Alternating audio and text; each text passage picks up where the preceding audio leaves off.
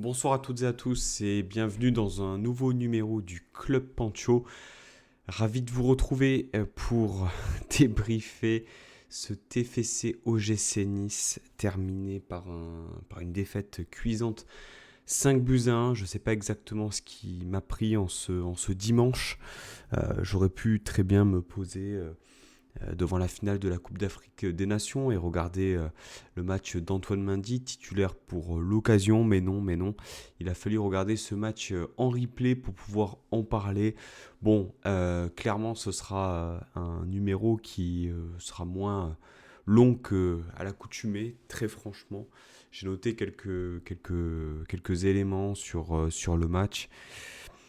Mais peut-être aussi, voilà, c'est le genre de numéro aussi qu'il est important de faire à froid, car à chaud, quand tu perds 5 buts à 1, déjà, bon, on l'a déjà vécu cette saison, hein, lors d'une soirée dramatique contre Marseille.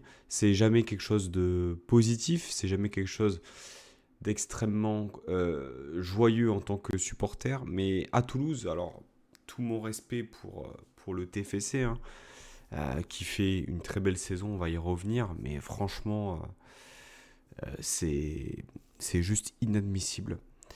C'est juste inadmissible. Donc voilà, l'OGC Nice s'est fait foudroyer au Stadium de Toulouse contre une belle équipe de Toulouse qui réalise une très grande saison pour l'instant, hein, à 3 ou 4 points des places européennes pour l'instant, 8e au moment où j'enregistre ce numéro. On va parler du match, de ce qu'on a vu, surtout de ce qu'on n'a pas vu et des éléments à en tirer. Et surtout, je pense que on espère et on a espéré à juste titre ce renouveau, on va dire cette mission commando incarnée par les retours de Cohen, Jean-Pierre River, Claude Puel, on en a beaucoup parlé. Mais en fait, faut pas oublier le contexte dans lequel on est et la situation dans laquelle on est. Et comme l'a dit Claude Puel justement en conférence de presse d'après-match, tu prends pas une baguette magique pour en faire une équipe de cadors qui va se battre pour les places européennes. C'est une saison galère. C'est une saison galère depuis août et ce sera une saison galère jusqu'à fin mai. J'ai pas la date en tête. Fin mai qui marquera la fin de ce championnat-là. Au soir de la 34e journée, on verra quelle sera l'issue de cette saison. Mais cet élément-là qui est très factuel, qui est très froid, doit aussi renvoyer l'idée selon laquelle eh bien, tu perds ce match-là, tu le perds lourdement. Est-ce que c'est surprenant pour autant? Je ne pense pas. Donc, composition de départ rapidement 4-3-3, hein, installé par Claude Puel. Et je crois qu'on était approximativement sur le même 11. Non, il y avait 20 août. Il y avait, je crois, qu'un seul changement avec la nouvelle titularisation d'Everton dans ce poste de sentinelle. Hein. On démarrait avec un 4-3-3, point de basse, Sanson et Ndombele pour les accompagner au milieu de terrain. Charnière centrale composée bien de Djoumaba et Brad Hamilton, Mansunga, Klos à droite, Barre à gauche, Maxime Dupé dans les cages forcément. Et une ligne d'attaque avec Diop aussi absent. Avec le retour en tant que titulaire de Isaac Jansson, Eli Wahi devant et Tom Loucher qui enchaîne à ce poste d'ailier droit. Comment lire ce match, comment lire cette défaite, si ce n'est que, une nouvelle fois, l'entame de match, elle n'est pas mauvaise, mais tu manques cruellement de réalisme défensif. Et comme bon nombre de matchs cette saison, dès qu'il y a une situation à traiter, tu te fais, plumer totalement. C'est ce qui s'est passé 6e minute de jeu, hein. Alors que Toulouse n'avait pas montré grand-chose. Il y a cette situation et donc ce but d'Hidalgo qui met Toulouse dans une situation favorable dans ce match-là. S'en est suivi une réaction, on va dire, positive du gym jusqu'à la 35e. On va dire 30e, 35e. Là, il y a eu, on va dire, un certain nombre d'arrêts de Maxime Dupé qui a un peu retardé l'échéance. Et puis, Franck Magri avant la fin de la première mi-temps qui vient doubler la mise pour permettre à Toulouse de mener 2-0 à la mi-temps. À la mi-temps, changement, Shaw rentre, Gouveia rentre, Jansson sort, Ndombele sort, 4-2-3-1 avec Sanson en 10 et Gouveia qui prenait ce poste d'ailier gauche et Shaw d'ailier droit, Loucher replacé au milieu de terrain. On a une réaction positive, voilà cette erreur individuelle de Djibril Sidibé, puis ensuite voilà le 3-1 j'ai même plus les minutes en tête qui te tuent totalement, et passer 3-1 en fait 3-1, 4-1, 5-1 ça te tue le match, mais ça te tue surtout le goal average. Figurez-vous, hein, ça va pas être forcément positif, mais il faut aussi qu'on mette des mots sur des mots, MAUX, et également des chiffres. Le gym a encaissé 35 buts cette saison. Voilà, c'est la deuxième pire défense de Ligue 1 devant le FC Metz qui est 18e. Voilà. Regardez les stats depuis on va dire 10 ans. C'est de tête, hein, mais je sais que depuis Vieira, Nice est constamment dans le top 5 des meilleures défenses. Constamment dans le top 5 des meilleures défenses. C'est-à-dire que même sous Vieira, alors qu'on avait un collectif qui était compliqué, on voyait peu de football, etc., on avait une assise défensive qui était très forte. Ce qu'il se passe là, c'est exceptionnel parce que ça fait très longtemps que on n'a pas été autant en difficulté défensivement, mais c'est aussi extrêmement inquiétant parce que avant de pouvoir gagner un match, il faut, je pense, être sûr de pouvoir maintenir un match nul et de pouvoir ne pas prendre de but. Chose qui aujourd'hui est difficilement envisageable, tant ce secteur est dans une situation compliquée. Alors, la faute à qui? La faute à quoi? On va encore me parler du mercato, on va forcément parler des blessés. Dupé n'est pas exemple de tout reproche sur un but en particulier. Je crois que c'est le but du 3-1. Euh, voilà, mais il y a des signaux qui sont inquiétants. Inquiétants. Et autant contre Strasbourg, je pense qu'on était sur notre peut-être meilleur match dans le contenu. Autant contre Nantes, bon, on s'est satisfait de la qualification en mettant en avant le fait effectivement des nombreux absents et puis la qualification au bout. Mais là, contre Toulouse, en fait, ça pardonne pas. C'est une équipe qui roule. C'est une équipe qui a, on va dire, un plan de jeu qui est établi, des joueurs qui évoluent ensemble depuis maintenant un certain temps et qui est calibré, je pense, pour viser plus haut. Voilà, et puis voilà, c'est un projet qui dure maintenant depuis 3 ans environ. Il nous avait déjà gagné à domicile en début de saison. La stat, elle avait été donnée par Ligue 1+. La saison actuelle du TFC, c'est la meilleure attaque, au sens nombre de buts marqués, depuis 40 ans. Voilà. Donc 8e au moment où j'enregistre ce numéro. Il ne faut pas non plus, je pense, sous-évaluer l'adversaire, composé d'individualités intéressantes et surtout d'un collectif cohérent et qui n'a pas eu, je pense, à sortir un grand match de football pour en mettre 5 à Nice. Et c'est ça qui est inquiétant. Ça me fait un peu penser, alors, un peu au match de Lens où, après, c'était pas exactement pareil, mais on fait quand même à Lens, on fait vraiment un bon match, je trouve, dans le contenu. On n'arrive vraiment pas à être réaliste dans les deux surfaces. Et là, je pense que vraiment, il y a eu un peu de ça. Alors, à Lens, je pense qu'on est meilleur. Là, on est un peu moins bon. On est.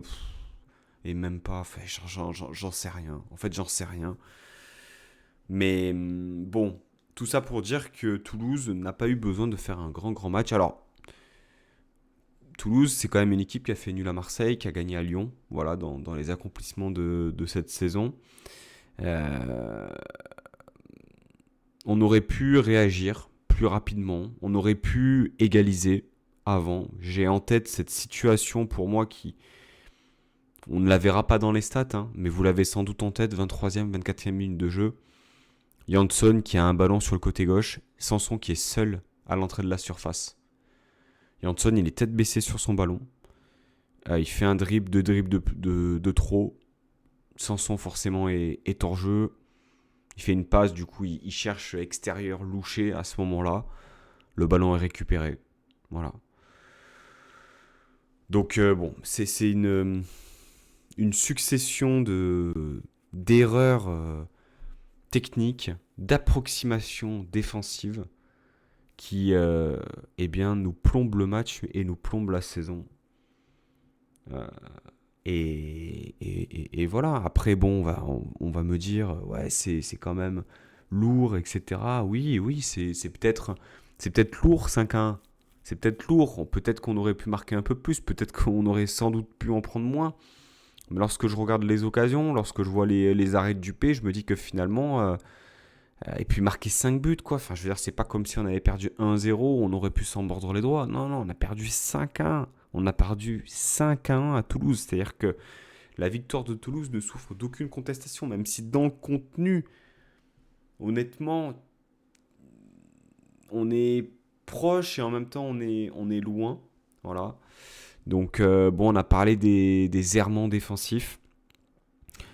Euh, bon, Puel a parlé du mercato et forcément un peu en, en sous-entendant bien sûr ce secteur défensif. Alors il y a Antoine Mendy qui va pas tarder à revenir, je pense que son retour va faire un plus grand bien. Il y a Youssouf qui est sur une phase de reprise mais il revient d'une grosse blessure, à quel moment va-t-il être à 100%? Abdelmonem, on n'en parle plus, il a pris du retard dans sa préparation. Dante est annoncé contre Nantes, mais bon, si c'est Dante de Porto, autant faire jouer Mansunga. Euh, Et honnêtement, c'est en train de me faire hésiter cette situation parce que jusqu'à présent, j'étais assez clair sur le fait que la mission allait être compliquée pour le gym, mais qu'en même temps, comme le dit Puel, pour le coup, on va pas empiler les joueurs dans une situation économique où on a encore les cas Boga, Mofi à traiter. On peut pas se permettre non plus des folies. On a déjà absorbé le salaire de Wai parce que devant, c'était le calme plat, on n'avait personne. Et Wai, pour le coup, pour l'instant, c'est un pari qui fonctionne, on y reviendra. Mais en fait, aujourd'hui, euh, on a besoin d'avoir beaucoup plus de garanties défensives. Aujourd'hui, on a besoin d'avoir de la sérénité. Aujourd'hui, et au soir où on se parle, l'OGC Nice est 15e de Ligue 1. Et 15e de Ligue 1.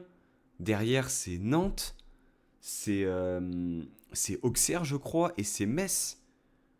On est à 4 points du barragiste Nantes. On est dans une situation qui, je pense, est annoncée. Puel ne. Je n'ai pas étonné. Et c'est pas de la responsabilité de Puel, attention. Il arrive comme un cheveu sur la soupe. On l'appelle il y a maintenant même pas un mois pour venir prendre en main une situation qui était d'ores et déjà très compliquée. Mais aujourd'hui, en fait, il en va, je pense, de l'avenir de l'OGC Nice en Ligue 1.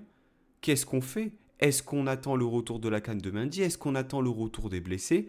Je ne sais pas. Là, il y a urgence. Il y a une urgence absolue de points, de résultats. Voilà. Il y a quelques années, on en a beaucoup parlé, hein, Dante se blesse. Derrière, bon, c'était compliqué. À l'époque, on avait Bambou, on avait Ansoki. Il y avait aucun joueur véritablement qui trouvait qui était au niveau et qui prenait vraiment le relais de Dante. Tu fais au mercato Todibo, Saliba.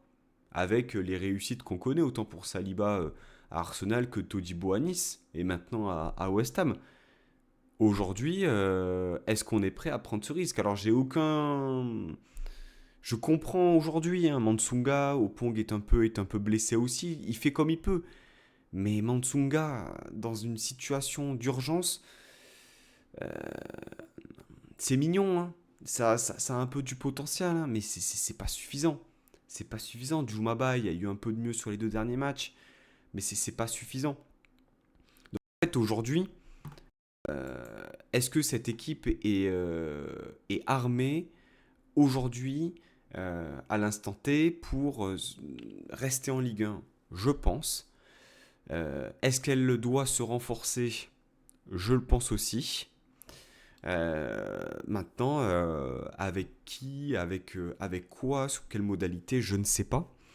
Mais il faut un joueur derrière, je parle en défense centrale, qui soit opérationnel, qui arrive dans le rythme, qu'on ne prenne pas un jeune à développer, qu'on prenne un type qui arrive, qui vienne sur 6 mois parce qu'il en manque de temps de jeu, j'ai pas de don en tête, mais qu'il arrive opérationnel avec une mission eh bien, de maintien et qui donne tout en fait sur le terrain.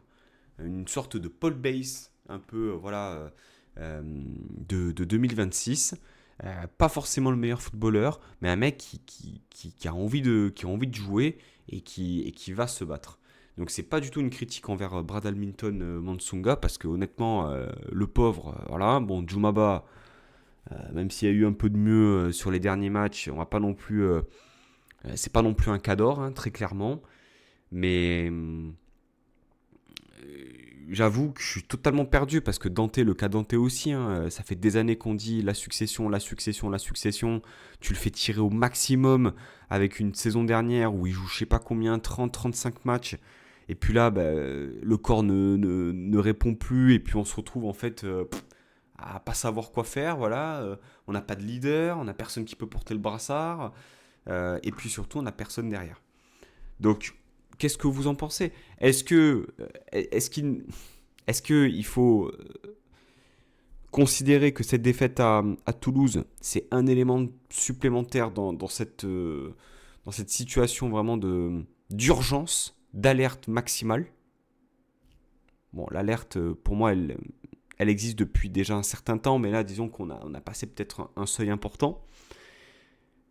Ou est-ce qu'il faut composer avec les forces en présence et puis attendre le retour de Mendy, faire l'impasse forcément sur la Coupe d'Europe parce que c'est pas du tout l'objectif, parce que la semaine prochaine tu joues Nantes, Nantes qui vient de perdre contre le PFC, c'est un match qui est ultra ultra important. Aujourd'hui notre réalité, et c'est les chiffres qui disent ça, hein, peu importe que tu sois confiant ou pas par rapport à la situation, par rapport au retour de Puel, par rapport à sa capacité justement à sublimer cette équipe, aujourd'hui, c'est le maintien. Donc il n'y a pas à être confiant ou pas, il y a juste à aller chercher des points. Voilà. La dernière victoire de l'OGC Nice, c'est le 29 octobre contre Lille. Voilà. Donc faites le calcul, hein, ça va faire 3 mois qu'on n'a pas gagné un match en Ligue 1. Voilà. Donc moi je veux bien hein, être positif, être confiant, voir des joueurs qui se battent un peu plus, qui ont un peu plus de grinta. Euh, je veux bien. Et c'est le cas, on le voit. Voilà. Mais c'est une équipe qui a des manques cruels. Voilà. Et je pense que le premier manque cruel de cette équipe, au-delà de l'aspect technique, hein, mais qui je pense est lié, hein, c'est l'aspect physique. Voilà. Aujourd'hui, on a des joueurs qui, l'enchaînement des efforts, les transitions défensives, offensives, c'est extrêmement compliqué. Euh, Enchaîner, on va dire, voilà, des phases de pressing avec des phases de possession, c'est compliqué. Et puis surtout, l'aspect, on va dire, lucidité dans le geste défensif comme dans le geste offensif, il est conditionné par rapport à ta préparation physique. Voilà, aujourd'hui, on le sait, ça fait des années qu'on le dit, il te faut être très fort physiquement, parce que seule ta technique, et on le voit bien avec Ndombele, je pense que c'est l'exemple vraiment approprié, on voit bien, eh bien que euh, si tu n'es pas prêt physiquement, tu n'arriveras à rien. Donc,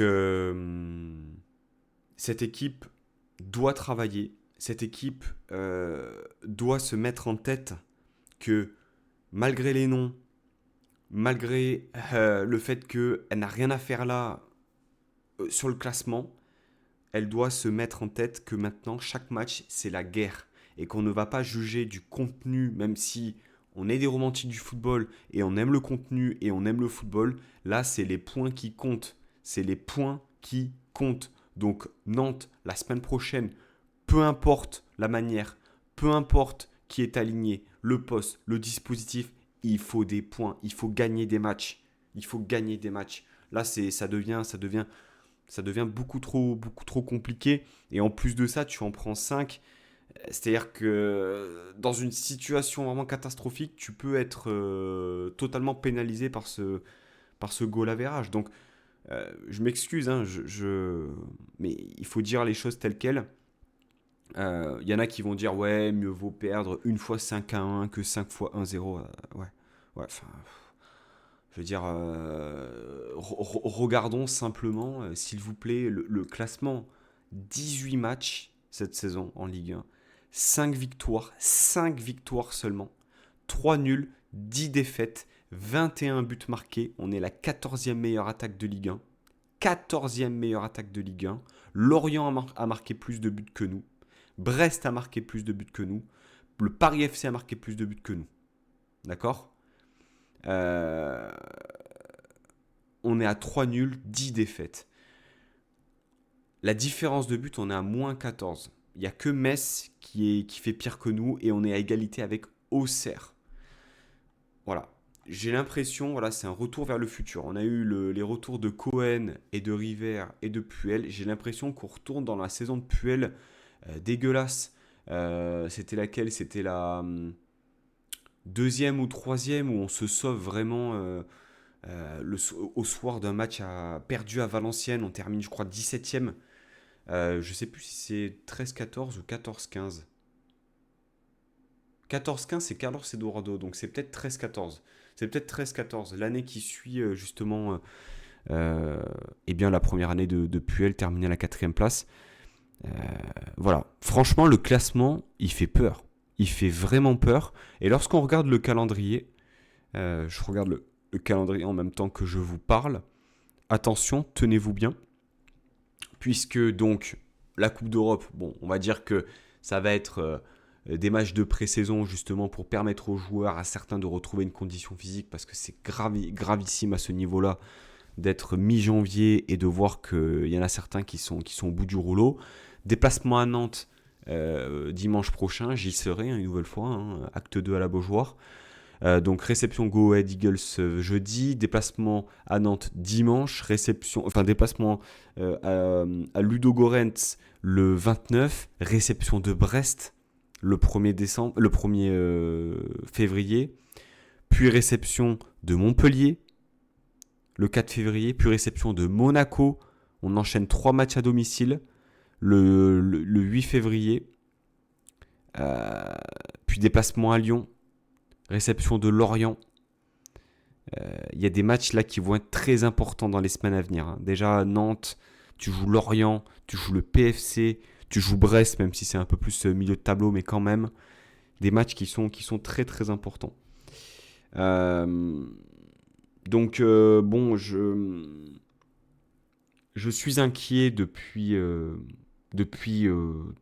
très longtemps. Je ne sais pas exactement depuis quand. Je dois dire depuis le début de saison. Parce que le premier match de la saison, c'est donc la réception de Toulouse. Et je me souviens que l'émission, eh bien le titre de l'émission, c'était inquiétant. Inquiétant. Eh bien, on en est au même point. C'est-à-dire que on a eu quelques victoires, on a eu une petite série là. Mais aujourd'hui, voilà. Donc retour vers le futur. Le gym joue le maintien, ça a été annoncé. Je pense que il y aura d'autres défaites. Il y aura d'autres défaites. Voilà. Là, on est parti pour faire le 0 pointé en Europa League, mais très franchement, il faut pas chercher à aller faire des points, ou alors, voilà, tu fais tourner, tu mets tes jeunes, tu donnes du temps de jeu à ceux qui ont joué un peu moins. Mais voilà, faut passer, faut partir en vacances comme si vous étiez sur Football Manager. Là, les matchs, vous les laissez à votre adjoint parce que le prochain, il est déjà capital. C'est un 8e match sans victoire en Ligue 1. Voilà. Euh, je sais pas trop quoi dire de plus. En fait, je sais pas trop quoi dire de plus. Il nous faut des renforts, je pense. Euh, Même si c'est 6 mois, un peu comme Wai, des mecs qui nous apportent de la qualité, qui arrivent directement titulaires. Je comprends un peu la réalité, je comprends le propos de Puel, mais là, bon, la situation est trop urgente. Et puis si on revient sur le match, est-ce que Nice a tenu le ballon, a fait des passes, a une certaine maîtrise technique. Bon, tout est relatif, a eu des situations. Voilà, alors il y en a qui parleront des expected goals. Hein, voilà, c'est ces statistiques qui permettent de lire des fois différemment un résultat. Donc voilà, on est censé marquer normalement 2 buts de plus, puisque je crois qu'on était à 1,99. Bon, on en a encaissé 5 hein, pour rappel, donc quand même si t'en mets 2 de plus, ça fait 5-3, tu perds quand même le match. Euh, Au rayon des points positifs, le match de Melvin Barr, soldat. Bon, il n'a pas tout réussi, mais je trouvais un peu qu'il surnageait dans la ligne défensive. On retrouve un Melvin Barr qu'on aime quoi finalement. Bon, la charnière défensive très très compliquée. Dans le dernier numéro, je parlais justement de la taille de Mansunga. Alors, j'avais eu une discussion avec Matt, hein, que je salue, qui regardera sans doute ce numéro. Matt et tous, hein, vous avez ce duel en tête sur le premier but. Franck Magri, Mansunga. Voilà. Pour moi, c'est une des limites aujourd'hui du fait que Mansunga fasse 1m82. C'est que Magri n'a pas eu à faire grand-chose pour gagner ce duel, pour remiser, pour créer un décalage, pour amener sur Aaron Donum qui centre pour Hidalgo. Oui, c'est sur ce but-là. Ou sur le second, j'ai perdu le fil. Mais, euh, mais donc voilà, mais en même temps, qu'est-ce que tu peux lui dire? Qu'est-ce que tu peux lui dire? Voilà, après bon, on dit, voilà, le contexte dans lequel tu lances, c'est jamais le bon. Est-ce qu'il faut lancer lorsque l'équipe tourne? Est-ce qu'il faut lancer lorsque c'est la crise?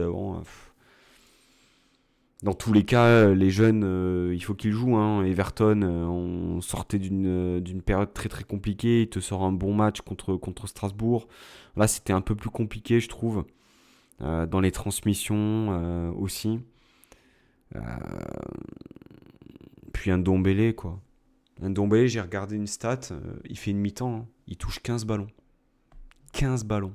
Et puis bon, quand je dis que Toulouse n'a pas eu besoin de faire un grand match, c'est que on se faisait prendre tellement facilement dans le dos. Des situations vraiment dans le dos où ça partait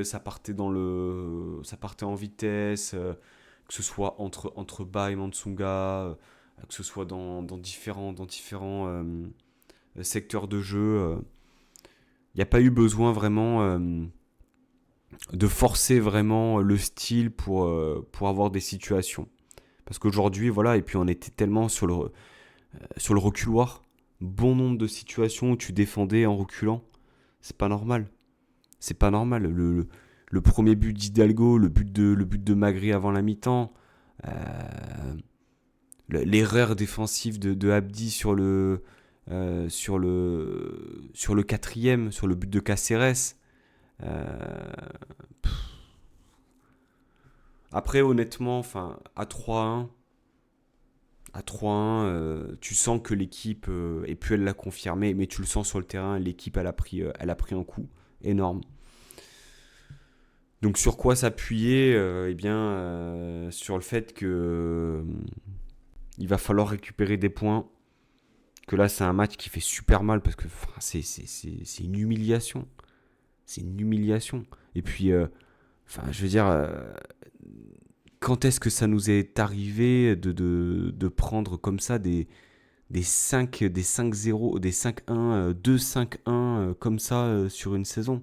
Enfin, je veux dire, j'ai même pas le souvenir de ma vie de supporter. Il y a eu bien sûr ce 5-0 à domicile contre Lyon, époque Vieira. Il y a eu un 4-0 à domicile, c'était contre Dijon. Il y a eu des matchs traumatisants. Il y a eu le 5-0 il y a plus de 20 ans maintenant à Gerland. Mais putain, mais là, enfin, je veux dire, t'es censé, normalement, suivant notre ancien président, jouer le top 24 en Europa League et te qualifier en Europe via le championnat. Tu prends des valises incroyables et surtout, bah, tu te retrouves à jouer le maintien. Donc en fait, bon, ce soir, à l'enregistrement, honnêtement, je suis pas bien. Euh, je suis pas bien. J'ai peur, au fond. Bien sûr qu'on est supporter et bien sûr que même en R2, on sera toujours là. Mais j'ai pas envie de vivre ce traumatisme. Et puis, Nice qui tombe en Ligue 2, j'ai peur aussi de. Pas tant de me dire quand est-ce qu'on va remonter en Ligue 1, mais surtout des conséquences. Des conséquences voilà, économiques de tout ça. Et est-ce qu'on va pouvoir rester en Ligue 2 avec toutes les charges et la situation économique du club? Parce qu'aujourd'hui, je suis pas sûr qu'on ait une économie suffisamment saine qui te permette justement d'assumer une baisse des revenus de manière à pouvoir eh bien, temporiser en Ligue 2 pour ensuite remonter. Alors, c'est pas du tout mon domaine d'expertise, mais le, le côté positif, en fait, enfin le côté positif, l'avantage des clubs comme Lorient, comme Metz, comme Auxerre, voilà, ces équipes à Saint-Etienne, c'est que ils savent que lorsqu'ils montent en Ligue 1, ils jouent le maintien, donc il y a toujours ce risque de descendre. Donc ils vont pas faire les fous. Et nous, bon, on n'est pas programmé non plus pour descendre. Donc si tu descends, attention à ne pas descendre plus bas. Voilà. Euh, c'est ma crainte. Euh, mais voilà, faut pas se voiler la face. Donc chaque match c'est une mission. Voilà. J'étais, je suis content, même on perd 5-1, mais de reparler un peu plus football parce qu'il y a un peu plus de choses à dire et on voit un peu plus de choses. Mais putain, perdre 5-1 à Toulouse, les copains, honnêtement, c'est. Ça fait mal, hein. Et en même temps, tu vois Toulouse, tu regardes l'équipe, pas de star, bien sûr, t'as Yang Bo qui est un peu au-dessus, bon, t'as Charlie Cresswell qui va peut-être partir. Mais putain, c'est un club, et je pense qu'il y a des choses à comment à prendre, quoi. Des choses à prendre dans la manière de recruter, la manière de faire. Il y a un public qui est là. Euh, et puis il y a un coach qui est là depuis, je disais, 3 ans, mais ça fait peut-être même un petit peu plus qu'il y est. Euh, il y a une forme de sérénité dans ce club. Euh, voilà, et puis il y a des joueurs, je trouve qu'il y a des joueurs de qualité, quoi. Il n'y a pas de stars, il y a des joueurs de qualité qui restent là, qui sont pas volatiles, hein, qui font pas un an et qui se barrent. Alors il doit y en avoir, mais Aaron Dounoum par exemple, c'est un joueur qui a 27 ans, ok, qui est arrivé en 2023, donc 23, 24, 24, 25, 25, 26, qui est à sa troisième saison. Je sais pas où est-ce qu'il va partir, mais voilà, international norvégien, enfin je veux dire, euh,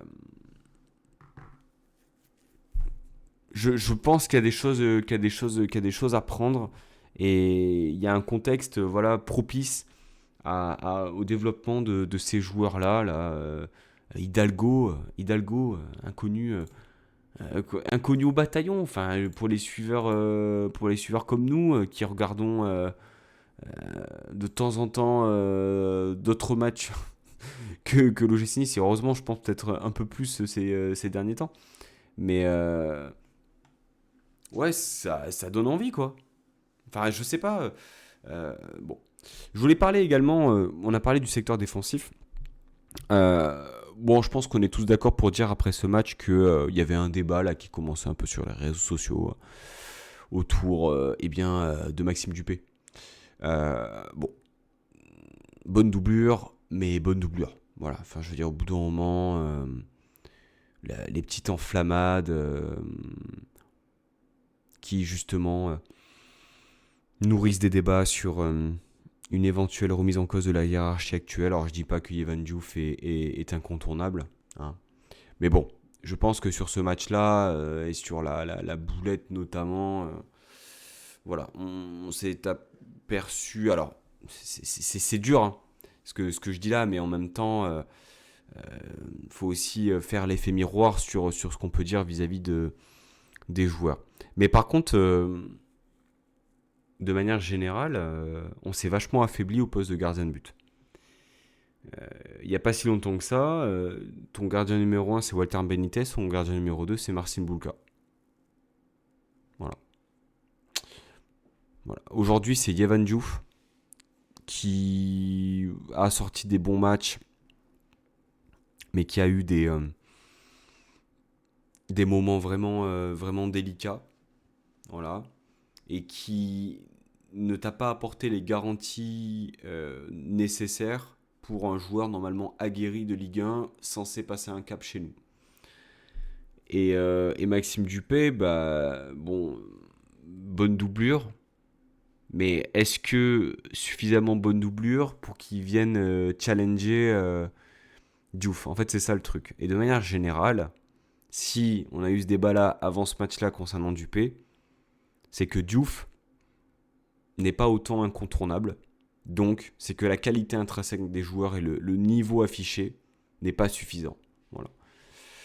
Donc voilà, bon, on a parlé de la charnière. Je pense qu'il va falloir un recrutement, hein, voilà, stop, au bout d'un moment. Au bout d'un moment, on veut du joueur, on va dire, fini, on veut du joueur accompli, peu importe, un type à qui il reste des cannes et qui rentre dans le moule directement pour ce genre de mission. Voilà. Jonathan Klaus, pas forcément réussi dans sa qualité de centre, un peu voilà, dépassé, manque de communication un peu avec Djoumaba sur le premier but, il me semble.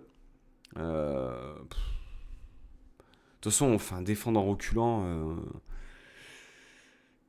voilà. Voilà, le milieu de terrain, un Ndombele, quoi. Un Ndombele, c'est devenu tristement un joueur lambda. Un joueur, un joueur lambda, quoi, mais qui n'a même plus aujourd'hui le niveau Ligue 1, quoi. C'est terrible. C'est terrible, Morgan Sanson. Alors oui, je veux bien, il faut qu'il retrouve un peu de conditions physiques et tout, mais bordel, putain, le niveau, quoi, le niveau. Wai, j'ai bien aimé son match. J'ai bien aimé son match parce que on sent qu'il a de la qualité, on sent qu'il est pétri de qualité, quoi, et qu'il a juste besoin d'avoir des gens autour pour venir l'alimenter. Les entrants, pas grand chose à dire. Shaw, c'est toujours sur courant alternatif. C'est un jeune joueur, mais qui a plus de 100 matchs en pro. Voilà. Thiago Gouveia, bon, c'est une énigme. Je vais pas faire cas par cas parce que c'est pas nécessaire. Mais pour, euh, pour revenir sur ce match-là, bon, c'est horrible hein, de vivre ça. On voyait un petit peu de renouveau, on espérait quelque chose, etc. Mais en fait, ça nous a rappelé que déjà, on était bidon. Voilà. On est bidon depuis des mois et des mois. On va pas devenir bon comme ça en un claquement de doigts. Ça nous a remis la tête à l'endroit aussi sur notre objectif cette saison qui est de se maintenir en Ligue 1. Voilà. Donc ça fait mal. C'est pas surprenant. Et il va vraiment falloir switcher rapidement parce qu'on n'a pas le choix. Il y a des matchs qui arrivent. euh, et des points à aller chercher qui sont ultra importants. J'ai lu l'interview d'après-match de Puel. J'ai confiance en lui. J'ai moins confiance en ses joueurs. Mais je suis quand même extrêmement inquiet. Extrêmement inquiet. Voilà. Donc nous on se retrouvera la semaine prochaine sans doute sur un numéro groupé ou pas. Peut-être qu'on gagnera un match en Coupe d'Europe. Je ne sais pas. Un peu blasé ce soir forcément. Ça fait mal. Je pense qu'en fait il n'y a pas grand-chose à analyser sur le match. Euh, pour moi Toulouse était au-dessus dans le sens où ils ont été ultra réalistes, ultra réalistes lorsqu'il s'agissait de bien défendre, de bien attaquer et de concrétiser des occasions. Il y a des joueurs de qualité, nous un peu moins, mais pour moi, voilà, inquiétude et puis manque de densité physique énorme aujourd'hui qui ne te permet pas justement de pouvoir rivaliser avec des équipes comme ça. Donc écoutez, prenez soin de vous, passez une bonne semaine, éloignez-vous le plus possible de l'OGC Nice. Voilà. Donc là, on est tranquille jusqu'à jeudi soir. On va reprendre les vannes qu'on reprend tous les jeudis soirs en Europa League. Et puis, force à nous, supporters niçois, parce que le scénario catastrophe est totalement possible. Voilà, je suis pas du tout, on va dire, pessimiste, mais c'est une réalité aujourd'hui de voir l'OGC Nice descendre. Voilà. Donc on va bien sûr croiser tout ce qu'on peut pour éviter une descente. Parce que, bon, les résultats et les points, c'est ce qui compte. Et aujourd'hui, on n'en a pas. À bientôt, la Baeta et Sanissa.